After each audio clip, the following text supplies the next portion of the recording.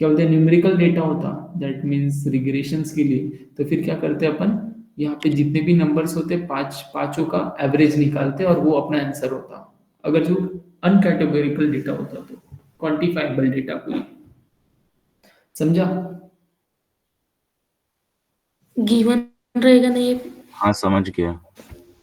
ये क्या बोली मीनल, मेरे को सुनाई नहीं है।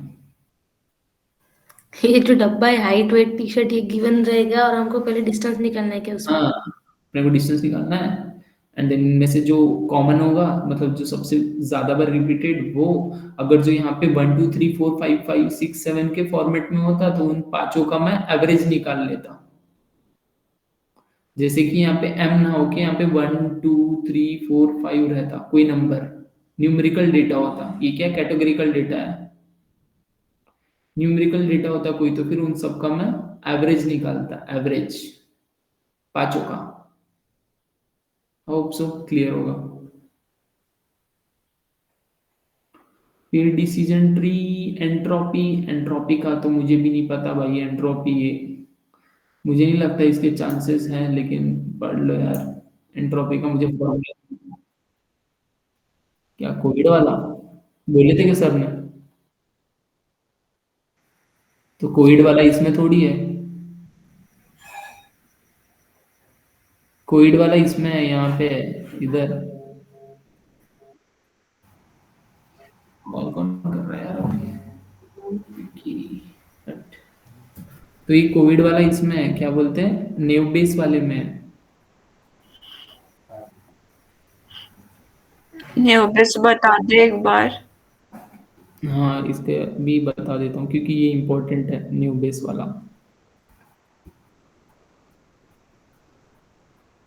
एंट्रोपी का थियरी क्या ही होगा, disorder in the data set, इतना ही तो है। वो बेसिकली वो इसमें आता है, डिसीजन ट्री के ही अंदर आ जाता है वो, कि मतलब स्प्लिटिंग जब होती है तो फिर उसकी क्राइटेरिया क्या होते हैं, गिनी इम्प्यूरिटी होता है और एक एंट्रोपी होता है, उसके बेस पे स्प्लिटिंग की जाती है। एंड अपना क्या बोलते हैं अप्रोच होता है कि इन दोनों को मिनिमम किया जाए, डिसऑर्डर और गिनी इम्प्यूरिटीज को। तो बेसिकली अपन ये वाला ने बता दे, न्यू, फिर मैं लेफ्ट में हूँ।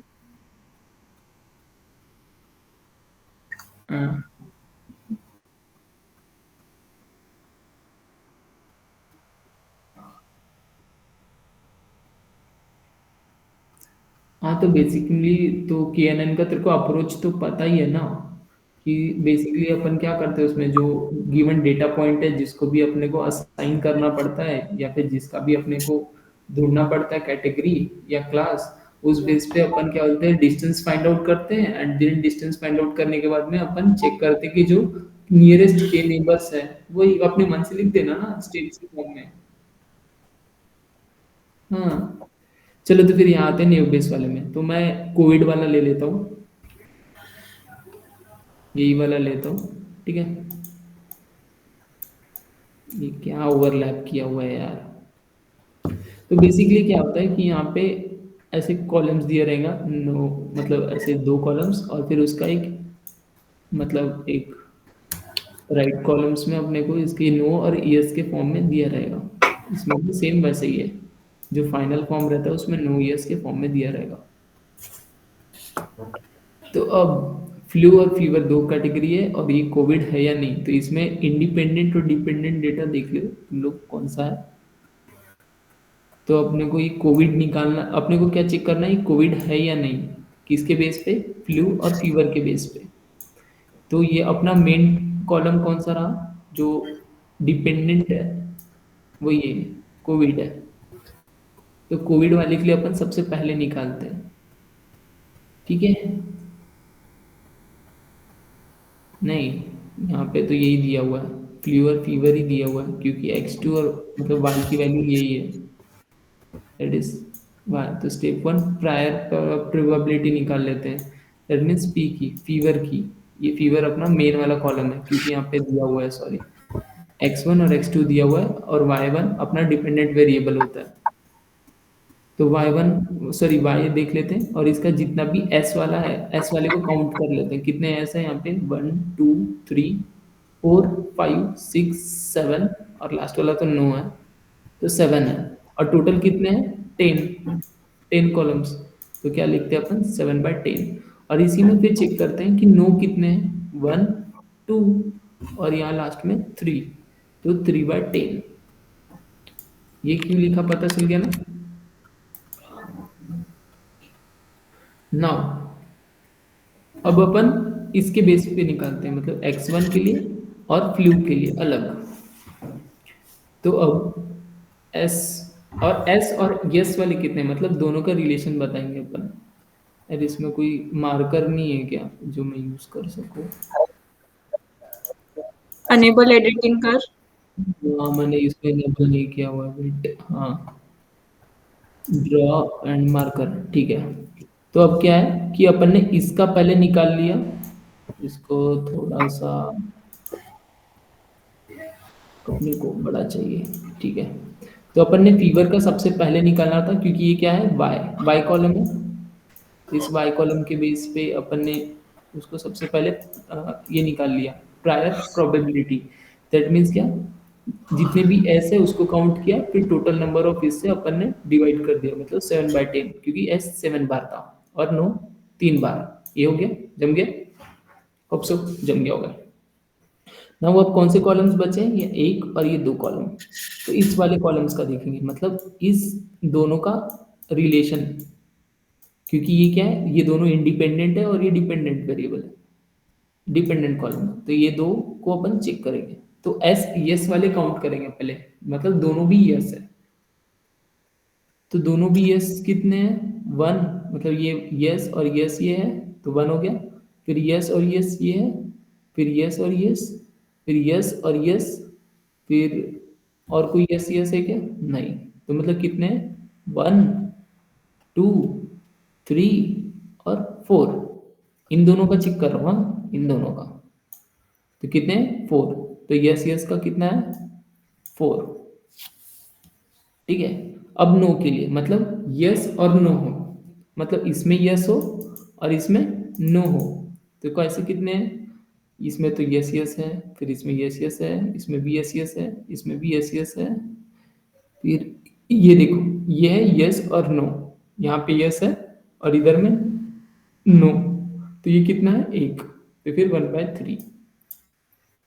फिर नो नो वाले कितने हैं मतलब सॉरी नो और यस कितना यस और यस हो गया यस और नो हो गया फिर नाउ नो और यस। नो यस कितने वाले हैं मतलब यहाँ पे एक नो है यहाँ पे यस तो ये कितना हो गया 1। फिर यहाँ पे नो है यहाँ पे नो है तो ये नहीं होगा। यहाँ पे नो है यहाँ पे यस है दैट मीन्स 2। फिर यहाँ पे नो है यहाँ पे यस है दैट मीन्स 3। फिर यहाँ पे नो है यहाँ पे नो है दैट मीन्स ये नहीं ले सकते मतलब कितना हुआ 3/7। नाउ देखेंगे अपन दोनों जगह नो नो हो क्या यहाँ पे नो और यहाँ पे भी no that means no no कौन से है यहाँ पे अच्छा ये है एक नो नो और फिर एक लास्ट वाला था नो नो दैट मीन्स 2/3। ये कॉलम फिनिश ये कॉलम हो गया। अब ये वाला कॉलम अब इन दो कॉलम्स का रिलेशन देखेंगे इस दो कॉलम का। तो इस सेम इसी की तरह यस नो यहाँ लिख देंगे यस नो इधर लिख देंगे। तो अब क्या चेक करना पहले वाले इसका यस और यस का। तो यस यस ये वाले है एक ये दो और ये 3 ये यस और नो है तो इसको नहीं ले सकते तो कितने 3 तो 3/7। फिर यस और नो तो यस और नो के कितने वाले हैं यस यस यस नो वाले कितने हैं ये लास्ट वाला है यस और नो दैट मीन्स 1/3। नाउ अब नो और यस कितने हैं नो और यस कितने हैं नो और यस एक हो गया नो और यस दो हो गया और कोई है क्या नहीं है 4 नो और यस 4 है क्या एक ये हो गया एक ये हो गया एक ये हो गया और एक ये हो गया 3 और एक 4 हाँ 4/7। ये 7 क्यों है यहाँ पे पता है ना हाँ। क्योंकि यहाँ पे अपनी प्रोबेबिलिटी में कितना आया था 7 यस के लिए और नो के लिए कितना आया था 3। सॉरी, मैंने गलती से यहाँ पे कभी कहीं कुछ गड़बड़ ना बोल दिया हो, इसीलिए यहाँ पे 3 लिए यहाँ पे, क्योंकि वो नो के लिए था। ये नो के लिए था और ये यस के लिए था। यस के लिए 7 रहेगा हमेशा, और नो के लिए 3, जो कि अपन ने निकाले थे स्टार्टिंग में। नो कैसे निकालते, और यस इन सब का काउंट करके। यस, इसमें जितने नंबर होंगे वो यस के लिए, और जितने भी नंबर नो होंगे वो नो के लिए। सिमिलर वे में अपन ने सब चीजें निकाल ली है। अब क्या, अपने को इस फॉर्मूले में डालना पड़ता, इस वाले फॉर्मूले में, इफ यस के लिए और इफ नो के लिए, मतलब ये वाला फॉर्मूला, ये वाला फॉर्मूला है इफ यस के लिए और इफ नो के लिए।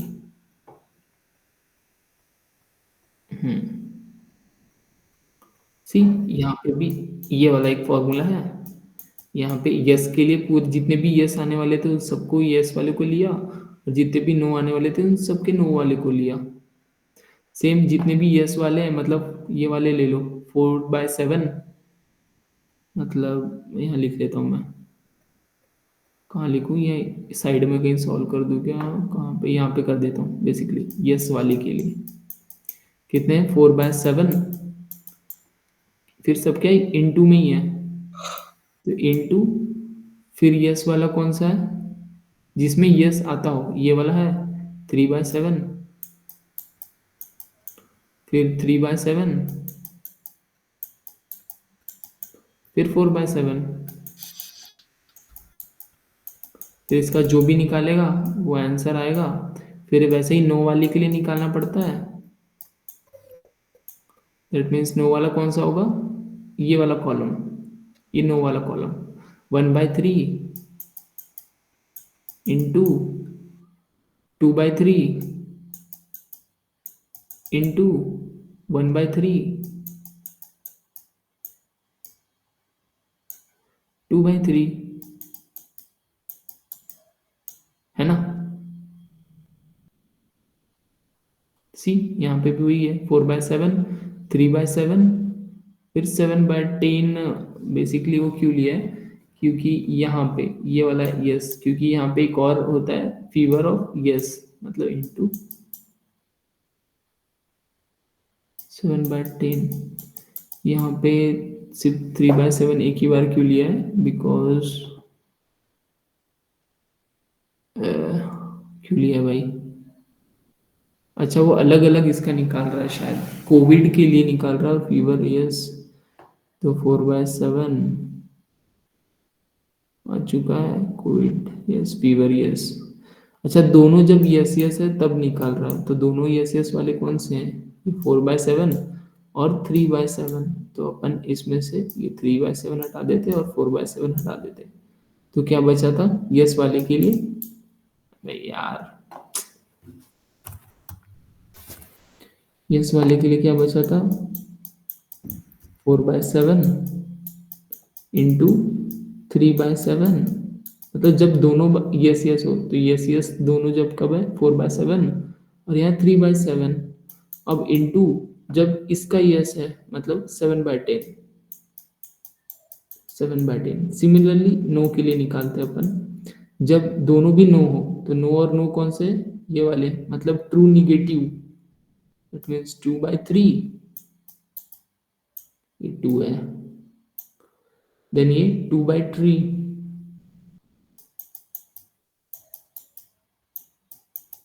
और जो ये था इसका 3/10, मतलब नो के लिए। अब जो भी सॉल्व करोगे वो आएगा यहाँ पे प्रोबेबिलिटी, और वो अपने आंसर होंगे। आंसर ये भूल जाना, ये याद रखना कि जब दोनों यस यस हो तो यस यस वाले के लिए, दोनों है तो दोनों के लिए, समझा। हाँ यहाँ समझ गया। एक बार वो इधर नो वाला बताना, नो वाला। यस यस यस है, तो वो लिया है अपन ने, Sunny yes yes yes yes, मतलब दोनों यस यस हो और दोनों नो नो हो। कौन सा, नो नो वाला, किसने बोला था, मामी ने बोला। और कुछ नो बचा वाला है एक क्या बार अभी? बताना कैसे लिया, तो नो नो वाला लिया के साथ में। हाँ, नोनो वाला नीचे वाले में नोनो वाले और ऊपर वाले में यस यस। तो यहाँ पे यस और यस कॉलम में क्या है 4/7, तो 4/7। फिर यहाँ पे यस और यस में क्या है 3/7, तो 3/7। और जो टोटल यस वाला था मतलब 7/10। फिर हाँ, नीचे में समझ भी गए। वैसे ही नो वाला मतलब नो और नो दोनों कहाँ मैच करते हैं यहाँ पे इस वाले इस पे ट्रूली निगेटिव पे, तो 2/3। फिर यहाँ पे भी क्या है नो और नो कहाँ पे मैच करते हैं यहाँ पे, तो 2/3 का 2/3। फिर जो नो फुल वाला था वो क्या है 3/10, तो 3/10 इनका जो भी आंसर आएगा वो आंसर होगा।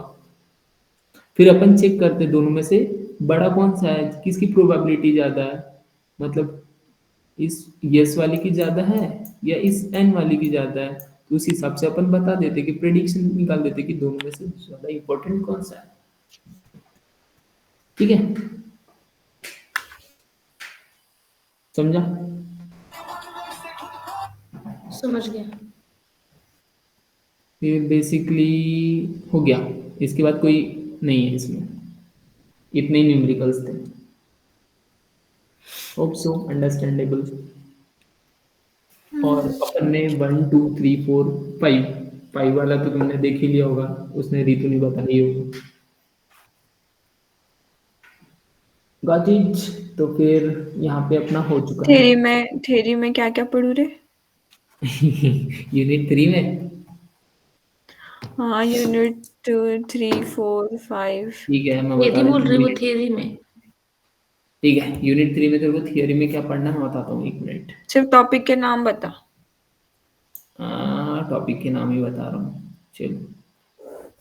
यहाँ पे है क्या, डेटा प्री प्रोसेसिंग पढ़ ले, इम्पोर्टेंट। हम्म। देन थियरी में confusion matrix is super important. Hmm. मतलब ये इसके आने के तो बहुत चांसेस है भाई, कंफ्यूजन मैट्रिक्स के। ये तो है ही इम्पोर्टेंट लेकिन ये ज़्यादा इम्पोर्टेंट है। Then frequent item set mining में, इसमें अप्रियोरी एल्गोरिदम और फ्रीक्वेंट पैटर्न ग्रोथ एल्गोरिदम, बस ये सारे कर ले, काफ़ी है। एग्जाम्पल ये है ना ये दोनों एल्गोरिदम के हाँ, कि थियरी। थियरी बोला मैं, थियरी पढ़ने के लिए। ये फ्रीक्वेंट आइटम सेट माइनिंग के एप्रियोरी एल्गोरिदम, फ्रीक्वेंट पैटर्न एनालिसिस, ये डेटा प्री प्रोसेसिंग का। और ये यहाँ पे कंफ्यूजन मैट्रिक्स में वो भी आते हैं हरोसी कर्व और AUC area under the curve.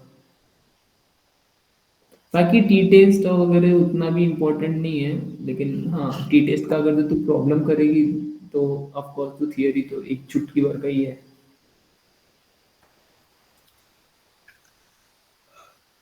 और थियरी में फोर्थ सबसे में। पहले तो ये कर ले, सबसे ज्यादा ये तो हम्म। देखो ध्यान में होंगे ही, डेटा क्लीनिंग किसको बोलते हैं, डेटा इंटीग्रेशन, हाँ, डेटा वो है। ट्रांसफॉर्मेशन।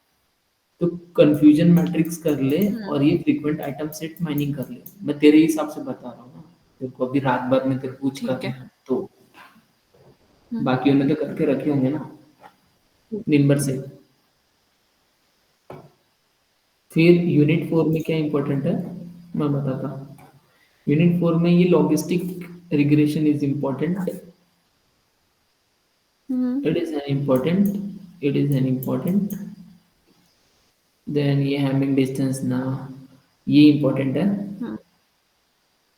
हम्म। ये इसके ट्रेनिंग फेजेस और प्रेडिक्शन फेजेस, ये बेसिकली ये 1 2 और ये 3 स्टेप बहुत इंपॉर्टेंट है इसके। ठीक है। फिर डिसीजन ट्री का ऊपर से पढ़ लेना, व्हाट इज डिसीजन ट्री। हम्म।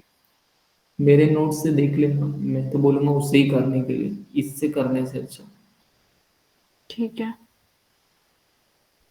और एंट्रोपी एंट्रोपी नहीं, ये सब भी कुछ नहीं। हाँ, न्यू बेस, न्यू बेस का कर लेना भाई।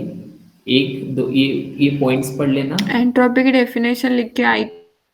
हाँ वो एंट्रोपी क्या ही है, disorder of the disorder in the data set, ऐसा कुछ भी लिख दो। ये कर लेना। इसके क्या होता है, naive Bayes use for classification problems, predicts probability और hmm. Probability which is based on Bayes hmm. Theorem. ये 3 पॉइंट्स इंपॉर्टेंट है इसके। एंड चौथा पॉइंट देख लेना, जरूरी नहीं है। और ये इसके स्टेप्स 1 2 3 4 5, इसमें भी ये सिर्फ ये वाले और ये वाले यहाँ पे prepares a cross table where the data set is divided into two parts, feature matrix and response vector। खत्म, न्यूबेस खत्म। बेसिकली मैं तो बोलूंगा न्यूबेस का एल्गोरिदम ये स्टेप देख ले, ये तो तेरे को वैसे भी ध्यान में हो जाएगा। इसमें ठीक है। इम्पोर्टेंट है कि अपने को न्यूमेरिकल्स आने के ज़्यादा इम्पोर्टेंट है, लेकिन इक्वल इम्पोर्टेंट अपना ये एल्गोरिदम का स्टेप भी है। वो एजेंबल मेथड जनरली ऐसा नहीं पूछेगा। रैंडम फॉरेस्ट क्या होता है जुबानी में बता देता रैपर मेथड। हूँ। हाँ, रैपर्स और फिल्टर्स मेथड दोनों इम्पोर्टेंट है। तो ठीक है। रैंडम फॉरेस्ट में क्या होता है कि अपन पर्टिकुलर एक डेटा सेट को डिवाइड, हाँ, मतलब ये आता है, समझ गया है, हाँ, ये तो किया है मैंने। तो बस रैपर्स और फिल्टर्स मेथड रैपर मेथड्स में है ही क्या। वो पिछले बार लिखा था मैंने, तो मुझे उसके पूरे मार्क्स दिए हैं। हाँ, तो फिर यही है, बस खत्म यूनिट नंबर 5, तुमको पता ही है। हाँ, ठीक है। हाँ, वो क्या है? जेड स्कोर यहाँ है वो, खैर मैंने भी नहीं पढ़ा वो डे जेड। एक्यूरेसी वगैरह निकालते हैं, उसके बाद आता है वो शायद टी टेस्ट, जब वो ऐसे ही का भाई, क्या बात चल रही थी भाई इतने देर से,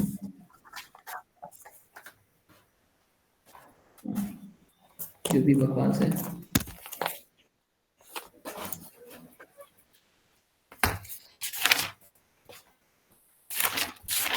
पता नहीं यार वो जेड स्कोर, हाँ ये है क्या, नहीं,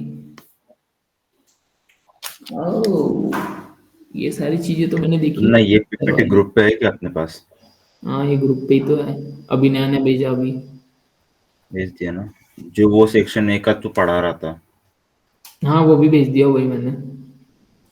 ठीक है ना, थैंक्स। वो जेड स्कोर और मीन स्कोर उतना भी कुछ ये नहीं है, सही बताओ तो। नितिन, हाँ, वो एग्जांपल सॉल्व करके भेजना, पर ये वाला, ये वाला।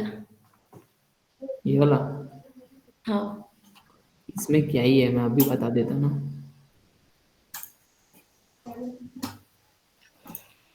इसमें बेसिकली सारे की को ऐड करेगी, मतलब इन सबको ऐड करना पड़ता है। मतलब 9 k² आता है इसका,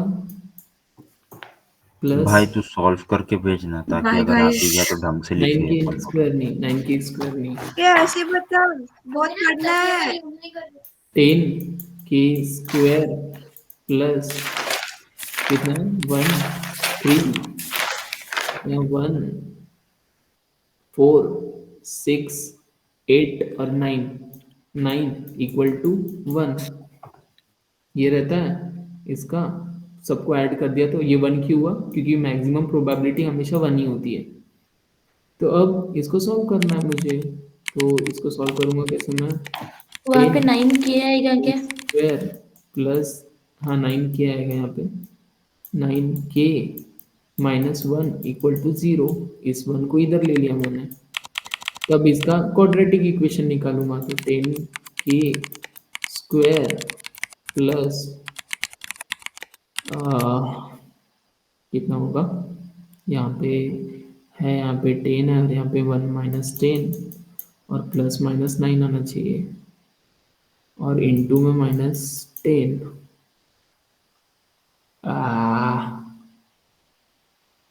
कोई है क्या, डायरेक्ट निकलता है क्या, 3 2 6, नहीं, 10 अरे - 10 के 1, माइनस के आएगा। 10 k माइनस के k -1 = 0, that means k 10 k common, k+1 -k, k+1 = -1 0। आएगा वहां पे, माइनस के नहीं। हाँ बराबर है ये, 10 k -k, तो यहाँ -1 आएगा, और यहाँ पे k+1। अब यहाँ पे इसको किया तो ये उस तरफ जाएगा, मतलब कि इसको सॉल्व किया तो क्या आएगा 1/10, और एक को सॉल्व किया तो क्या आएगा -1। तो -1 वाले को निगेटिव करते, क्योंकि अपनी प्रोबेबिलिटी हमेशा 0 और 1 के बीच में होती, तो अपन ये वाला नहीं ले सकते। तो क्या होगा k की वैल्यू ये, तो k की वैल्यू निकल गई, तो फाइंड k वाला सॉल्व हो गया। ठीक है, अब क्या बोला x greater than 6, x greater than 6 क्या है 7, तो 7 की इसमें पुट अप कर दे वैल्यू, मतलब p of x greater than 6 मतलब कितना होता है 7, मतलब p of x is equals to 7। That means यहाँ पे क्या 7 k square plus k, that means कितना होगा k की वैल्यू को square, that means 7/100 plus 1/10, that means 10 cross multiplication कर देते हैं अपन। क्रॉस मल्टीप्लीकेशन क्यों करना है यहाँ पे देख सकते हैं, हाँ क्रॉस मल्टीप्लीकेशन कर भी सकते हैं, ठीक है। तो यहाँ पे क्रॉस मल्टीप्लीकेशन किया तो क्या हो जाएगा 17 प्लस, सॉरी 17 क्यों हो जाएगा यहाँ पे 70 प्लस 100/1230 इक्वल टू 170/1000, तो 1 और ये कट गया, दैट मीन्स 17/100, जो कि ये आंसर है।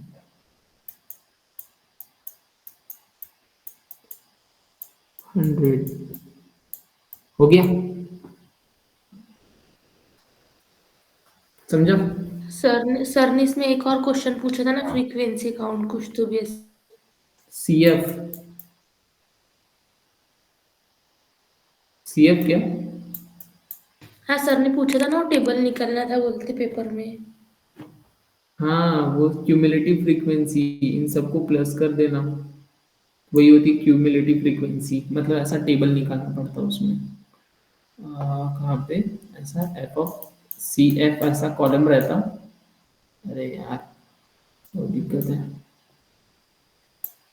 हाँ तो CF ऐसा कॉलम बना लेना x और f(x) के बाद, फिर क्या है 0 प्लस k, तो 0, फिर k, फिर k प्लस 2k कितना होता 3k, 3k, फिर 3k प्लस 2k 5k, तो 5k, फिर 5k प्लस k स्क्वायर कितना होता k स्क्वायर प्लस 5k, फिर जो भी ये है फिर उसको इधर से और प्लस कर दो, तो मतलब कितना हो जाएगा यहाँ पे 3k स्क्वायर प्लस 5k, फिर इन दोनों को प्लस कर दो तो मतलब कितना हो जाता है 10k स्क्वायर प्लस 6k। मैंने गड़बड़ किया क्या कहीं, k को प्लस करने में, एक बार ये k हो गया तो 0, फिर k, फिर 3k, फिर 5k, अच्छा मैंने 8k नहीं लिखा यहाँ पे, 8k बीच में भी होगा, ये 8k,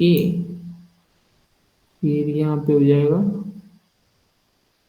8k, और यहाँ पे हो जाएगा 9k। डन,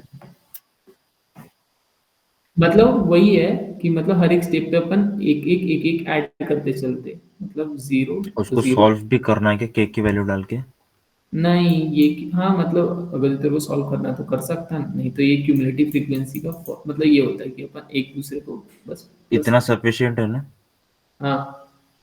बस फिर चलो ठीक है यारो, बहुत टाइम हो गया, मेरे को नींद आ रही है बहुत।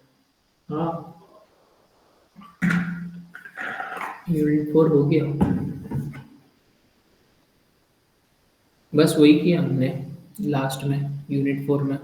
क्या था भाई, क्या था, क्या था, ये नहीं था ना।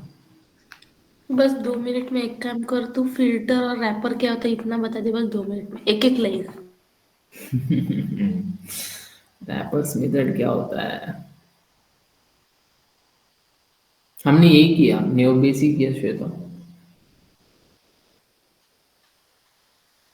इसमें क्या होता है, रैपर्स मेथड में मैं बता देता हूँ दोनों का डिफरेंस क्या है, तुम लोग देख लेना। ठीक है, रैपर्स मेथड में क्या होता है जनरली कि अपन जो सबसेट ऑफ फीचर्स, एक कौन सा क्या है, फीचर सिलेक्शन का मेथड है।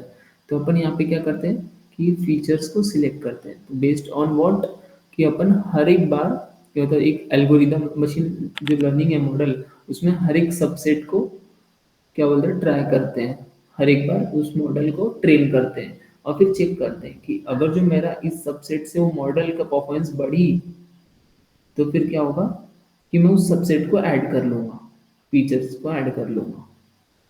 समझा, ये होता है रैपर्स मेथड में। और उल्टा यहाँ पे फिल्टर्स मेथड में क्या होता है कि अपन डायरेक्टली स्टैटिस्टिकल टूल यूज करते हैं सो दैट कि उन फीचर्स और जो टारगेट वेरिएबल है उसके बीच में का रिलेशंस पता कर ले, और उन रिलेशंस के बीच मतलब बेस पे मैं चेक उस फीचर्स को सिलेक्ट करूंगा। फीचर्स मतलब कॉलम्स। तो पढ़ लेना एक बार, बस तेरे को समझ जाएगा यार, समझ ठीक है। गया समझ गया। चलो ठीक है फिर, हो गया। हाँ ऑल हो गया सेट, अब। Done, bye, good night. Good night. तू सो, चलो हमको रात बाय। निकालनी है। क्या बोली? तू सो जा, हमको रात निकालनी है पूरी। साहब रात के उल्लू हो तुम लोग। चलो नहीं, ठीक है आज फिर, तो बनना ही पड़ता। चलो बाय। Bye bye. बाय भैया।